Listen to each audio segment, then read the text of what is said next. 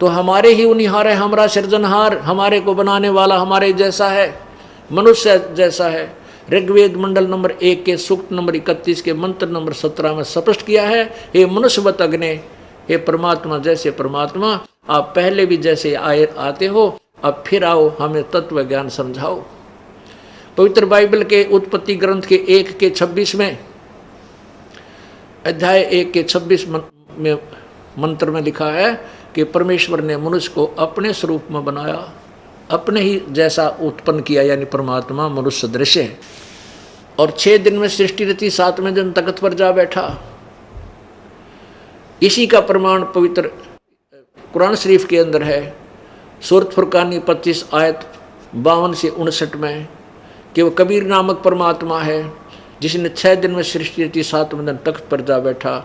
वो पूर्ण परमात्मा है। उसकी खबर किसी बाखबर से पूछो तो पुण्यात्माओं, हमारे को अभी तक तत्व ज्ञान नहीं मिला था, और जिस कारण से हमने यही सोच लिया था भी ये दुख सुख तो आते ही रहेंगे और ऐसे ये डमडमा चलेगा। नहीं, परमात्मा के चरणों में आने के बाद आपके ऊपर कोई आपत्ति नहीं आवेगी, आपके घर में हानि नहीं होगी। आपत्ति आवेगी तो को पहाड़ टूटना हो, सूली की सजा कांटे में टल जाएगी, जान जानी हो टांग टूट कर बच जाएगी। तो इस तरह की आपकी वो भी हमारी कुछ कमियां रह जाती हैं, जिस कारण से हम थोड़ा बहुत कष्ट इसलिए भी उठाना पड़ जाता है क्योंकि हम थोड़े हैं। एक घर में एक भाई ने या बहन ने, बेटी ने, बेटे ने नाम ले लिया, बाकी पूरा परिवार विरोधी है उसका, तो उसके नियमों को चलने नहीं देता। इस कारण से वो कोई ना कोई लोक लाज में, दबाव में छोटी मोटी मर्यादा भंग हो जाती है, जिस कारण से आने वाले संस्कार, बुरे संस्कार का समय सद गया। वो आना हुआ, उधर से नाम टूट गया तो काल का दाव लग जाता है। तो फिर भी इतना बचाव कर जाते हैं परमात्मा। थोड़ी बहुत मजबूरी, अज्ञानता में, अनजानपने की तो माफ़ी है, और मजबूरी में जैसे मजबूरी माँ के तोड़ लिया तो जान जानी होगी तो टांग जरूर टूटेगी, और मर्यादा पूरी होगी तो एक आपका छींट भी ना लागने दे भगवान, अगर आप नियम नहीं तोड़ोगे, सत्कर मान लेना। तो आपको परमात्मा के प्रत्येक नियम का पालन करते हुए सत्य भक्ति करनी चाहिए, और करते रहो, आपका बेड़ा पार हो जाएगा। बोलो सतगुरुदेव। परमपिता परमात्मा, कबीर भगवान, कबीर साहब, कबीर देव, ये वही परमेश्वर हैं जिसने सर्व ब्रह्मांडों की रचना की है। ये वही परमात्मा हैं जो बनारस में एक जुलाहे की भूमिका करने के लिए प्रकट हुए थे, सतलोक से सह शरीर आए थे। परमेश्वर ने आके हमें ये ज्ञान दिया है कि तुम काल के जाल में फंसे हुए हो, और यहाँ पर कोई भी प्राणी सुखी नहीं है। यहाँ कोई राजा बन जाता है तो अपनी महिमा में फूला नहीं समाता है, उसका यश पृथ्वी पर फैल रहा होता है। परमात्मा कहते हैं, बंदी छोड़ कबीर परमेश्वर जी, कि कोई छोटी सी कोठी बना लेता है बढ़िया चिप्स लगाकर, 2-4 मंजिल की, आसपास के क्षेत्र में, उस नगर में, कॉलोनी में वो एक बड़ा महिमावान माना जाता है, उसकी बड़ा यश होता है। परमात्मा कहते हैं कि मृत्यु हो जाती है उस कोठी के मालिक की जो भक्ति नहीं करता, फिर वो क्या बनता है? कुत्ता बनता है, और 1.5 फुट की दूम लग जाती है उसके, और उस कोठी के साथ में बाहर गली में कमर लगा कर बैठता, अंदर जगह नहीं उसके लिए।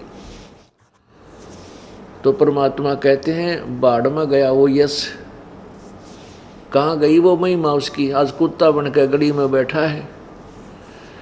इसलिए याद दिलाते हैं, सर्व सोने की लंका होती रावण से रणधीरम, एक पलक में राज विराजी वो यम के पड़े जंजीर में, मन तू सुख के सागर बसरे भाई और न ऐसा यसरे। एक छोटी सी कोठी किसी ने बना ली और आसपास के क्षेत्र में उससे बढ़िया कोई कोठी नहीं है तो उसी को हम पता नहीं क्या मान बैठते हैं। परमात्मा कहते हैं इस काल के लोक में सबकी बिरान माटी, सबकी दुर्गति है। रावण ने पूरी लंका सोने से निर्मित कर रखी थी, सोने की, वो तुरेगी। अब किसी के पास 100 ग्राम 200 ग्राम सोना हो जा, 400 ग्राम हो जा, फुल्ला नहीं समावे। और उसने तो कहते महल बना रखे थे सोने के। रावण की मंडियों में जैसे यहाँ बाजरे ज्वार और धान बिकते हैं, रावण यानी श्रीलंका के बाजारों में हीरे और मोती ऐसे बिका करते जैसे यहाँ धान और गेहूं और बाजरे ज्वार बिके। ऐसा धनी राजा था। और सत्य भक्ति ना करने से क्या दुर्गति हुई, एक पलक में राज विराजी जम के पड़े जजीरम। एक पल में वह सारी सोने की लंका सपने की तरह समाप्त हो गई। परमात्मा हमें याद दिलाते हैं, सुखदेव ने 84 भुगती बन्या पजावे खरवो, तेरी क्या बुनियाद प्राणी तू पेंडा पंथ पकड़वो। जो सत्य भक्ति नहीं करते या तो भक्ति करते नहीं, वो तो बिल्कुल ही नालायक बताए संतों ने। और जो भक्ति भी करते हैं और तीनों गुण रजगुण ब्रह्मा सतगुण विष्णु तमगुण शिव जी तक सीमित है या ब्रह्म तक सीमित है या परब्रह्म तक, परब्रह्म की तो भक्ति का किसी को पता ही नहीं परमेश्वर कबीर जी के अतिरिक्त। तो जो ब्रह्म तक भी सीमित हैं उनकी साधना से भी जन्म और मृत्यु और ये भिन्न भिन्न प्राणियों के शरीरों की योनियां, शरीरों में कष्ट, ये दुख भी अवश्यमेव भोगने पड़ेंगे। तो क्या बताते हैं कि या तो तुम साधना नहीं करते, वो बिल्कुल तुम्हारी मूर्खता और नालायकी है, और जो साधना तुम कर रहे हो वो भी ठीक नहीं। सुखदेव ने 84 भुगती बना पजावे खरवो। सुखदेव जैसे महर्षि वो भी 84 लाख योनियों में इन भिन्न भिन्न प्रकार के प्राणियों के शरीरों को प्राप्त हुए।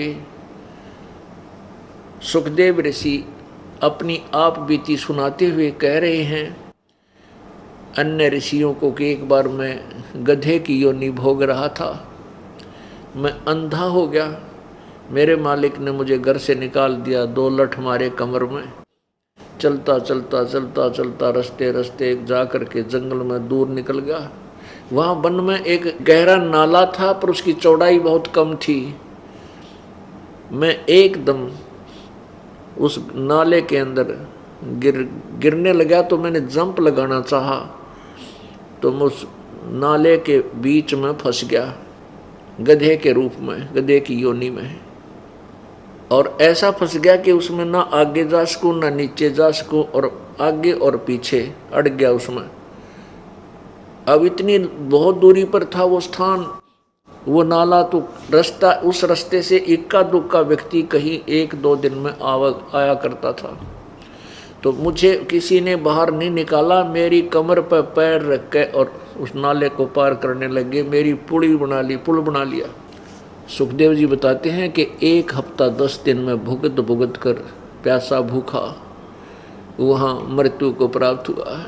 अब वो दुख याद आते हैं तो परमात्मा कबीर देव जी बताते हैं कि सुखदेव ने 84 भुगती, ऐसे कष्ट सुखदेव जैसे ऋषि ने भी भोगने पड़े।